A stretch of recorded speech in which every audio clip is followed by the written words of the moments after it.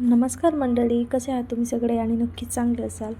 तर बघा, धनू आणि धनूच्या आजी आल्या होत्या रात्री. तर त्यांनी मला हे सामान आणलं होतं आणि मी बघते मला छान असं मकाईचं कणूस पण आणलं होतं, तुरी, मिरच्या, ज्वारी बाजरीचं पीठ, भरपूर काय काय आणलं होतं. सोबतच त्यांनी आम्हाला मेथीचे लाडू आणले होते, कारण हिवाळा सुरू होता आणि धनूच्या पप्पाला मेथीचे लाडू आवडतात. ते नेहमी मेथीचे खातात. मला तर थोडे कडू वाटलेत, पण त्यांना आवडतात.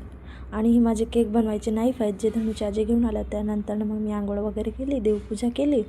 तर तुम्हाला माहिती आहे का आज काय आहे? तर चला मी सांगते. आज आमची ॲनिव्हर्सरी आहे आणि म्हणून धनू आणि धनूची आजी आली होती. आम्ही त्यांना बोलवून घेतलं होतं आणि नंतर मग मी स्वयंपाक करत होते. बाजरीची भाकर टाकली माझ्यासाठी, पोळ्या केल्या त्यांच्यासाठी आणि मला मसाल्याचं वांग्याची भाजी करायची होती, म्हणून कांदा भाजला, खोबरं भाजलं, थोडंसं लसूण वगैरे भाजला.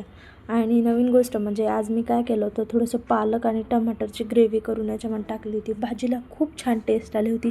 तुम्ही पण एकदा नक्की ट्राय करा. खरंच खूपच छान झाली होती, अप्रतिम, एकदम हॉटेलसारखी भाजी झाली होती. नंतर मग एक पातेलं ठेवलं, त्याच्यामध्ये लाल तिखट मीठ टाकलं होतं तेलामध्ये. नंतर काढलेलं पालक आणि टोमॅटोची ग्रेव्ही टाकली. नंतर वाटलेलं वाटण टाकलं भाजीमध्ये, ते मसाला. नंतर मी काय केलं होतं, वांगे अगोदर फ्राय करून घेतले होते. नंतर त्या मसाल्यामध्ये वांगे ठेवले आणि तेल सुटेपर्यंत वांगे तसे शिजू दिले, पाणी न टाकता. नंतर 5 मिनटं तेल छान सुटलं होतं भाजीला. नंतर मग मी त्याच्यात माझ्या अंदाजानुसार पाणी टाकलं आणि भाजीला उकळी येईपर्यंत शिजवून घेतलं. आणि भाजी स्लो गॅसवरती शिजायला टाकायची. खूप छान होते आणि त्याचा सुगंध पण खूप छान. नंतर मग मी चॉकलेट्स वगैरे आणले होते आणि तुम्हाला सांगते हे चॉकलेट्स कशासाठी आणले होते. तर मी तुम्हाला सांगितलं आहे की आज आमची ॲनिव्हर्सरी आणि केक तर आम्ही काही बाहेरून आणणार नाही, म्हणून बघा घरीच केक बनवला होता आणि केक खूप छान झाला आहे. तुम्हाला कसा वाटला नक्की कमेंट करून सांगा. एकदम चॉकलेट केक दिसतो आहे विकतच्यासारखा. फक्त काय झालं, थोडंसं चॉकलेट कमी पडलं होतं. नंतर मग सासूबाई बट्टा कापत होत्या आणि मी इकडे बसलेली होती. तर माझा नवरा मला चिडवत होता, बघ बघ सासू काम करते आणि तू बसते.